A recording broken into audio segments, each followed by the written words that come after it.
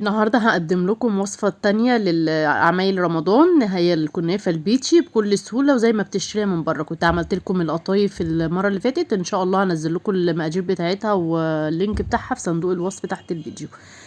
كمان هاعلّمِك تعملي العجينة بتاعة الكنافة دي إزاي، إزاي تقدري تسوّيها وتطلع معاكِ الخيوط بتاعتها رفيّعة زي ما أنتِ شايفة.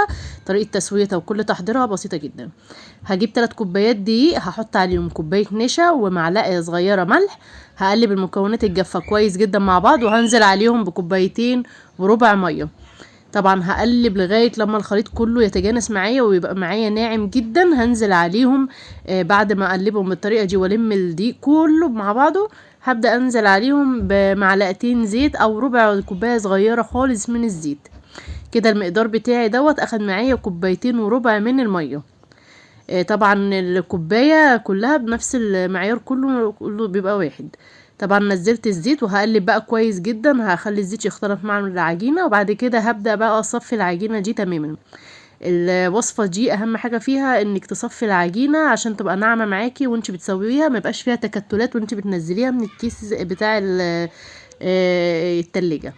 بس هاجيب كده بولة وهابدأ أنزّل فيها كده العجينة، هاصفّيها بالطريقة اللي أنتِ شايفاها. بُصّي بتنزل معايا بتبقى ناعمة جدًا، والتكتلات اللي هتفضل معايا في قلب المصفى أنا مش عايزاها.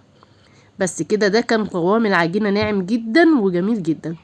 هاسيبها بس ترتاح معايا كده 5 دقايق، وهاكون حاطاها كده في كيس بتاع تلاجة، وده الأفضل لإن أنا جرّبت كذا حاجة لعمايل عجينة الكنافة ما نفعتش معايا غير كيس التلاجة الصراحة، هو اللي ضبط معايا الخيوط بتاعتها.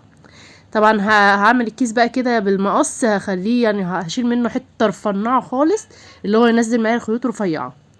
على قد ما تقدري قصّي حتة رفنّعة خالص منها. طبعًا طاسة بقى على النار، وهاكون بقى سخّنتها. أهم حاجة يعني بإيدِك كده هتضغطي كده من فوق الوش على الطاسة، تحاولي تحسّي إن هي سخنت معاكِ، تنزّلي فيها الخيوط بالطريقة دي. مراحلها سهلة ومكوناتها سهلة، وإن شاء الله كل المكونات هاسيبها لِك في صندوق الوصف تحت الفيديو عشان تقدري تعمليها في البيت وتوفّري على نفسِك كتير أوي في رمضان. طبعًا كلنا عارفين الدقيق غلا، فأكيد طبعًا الحاجة ديّة هتبقى في رمضان غالية جدًا في السوق، الكنافة والقطايف. فأنا علّمتِك المرّة اللي فاتت طريقة القطايف هتتعمل إزاي، المرّة دي هتبقى الكنافة بمنتهى البساطة. بصوا بتنزل معايا خيوط ازاي. اهم حاجة كمان ايدك تبقى تحت خالص وانتي بتعملي الخيوط، عشان لو رفعتيها لفوق شوية هتتقطع معاكي وانتي بتعمليها الدوائر ديت. فاهم حاجة انك تعمليها كده بالتساوي.